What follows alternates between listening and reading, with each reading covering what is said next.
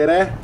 Mina olen Sander ja mina lähen sellel kevadel stand-up tuurile 3. isikus ja kuna mis sa ikka ainult plakatid üles riputad, mõistlik oleks ikka tänaval inimestele reklaami teha, siis ma otsustasingi tulla siia kevadisse Tallinnasse. Näed, siin kuulengi samme, oi vabandust, oih kurat, las ta lendab. On teil üks hetk, pole hullu sellest, on teil üks hetk? Ma lasen linnu lendu, sära noki taga sulgi. Niimoodi tormakad, sorry. No nii kameramiehet vai aipi.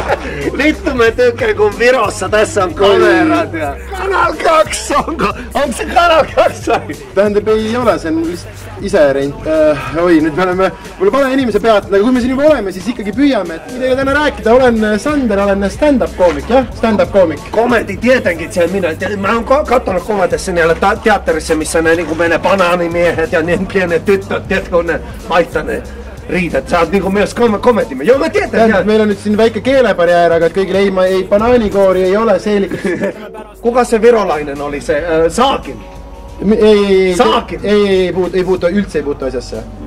Mina, mõned sõbrad veel, mul näiteks üks sõber... Komedio, oot pieni komedimees. No missä se on? Mikä ilmaiseksi teet millä vai? Ikka pilet, noh, väike pilet on ikka ka ju, 10 eurot selline sümbool. 10 euro, niinku kebabi hinta jo. No sitten Viron artisti kebabimies jo. Haistakaa vittu. Aga jaa, pole hullu, kui reklaami tegemine välja ei tulnud, äkki tuleb vähemalt tuur välja, ehk siis aprillist juunini labad üle Eesti, tule vaatama. Liiva laubale, nüüd kaudaamus asemel mu linnu laulu laulate ja laulate oma külma hinge saunale, jää kuningriigi küpsema mu hõõguvale rauale. Suntkel kivid kõhus, ära unustama ootusi, kõik muutuda võib sootuski. Tiedätkö sen? Kuka sanoi vittu? Ei, tõesti. Karu. Okei, see on siis...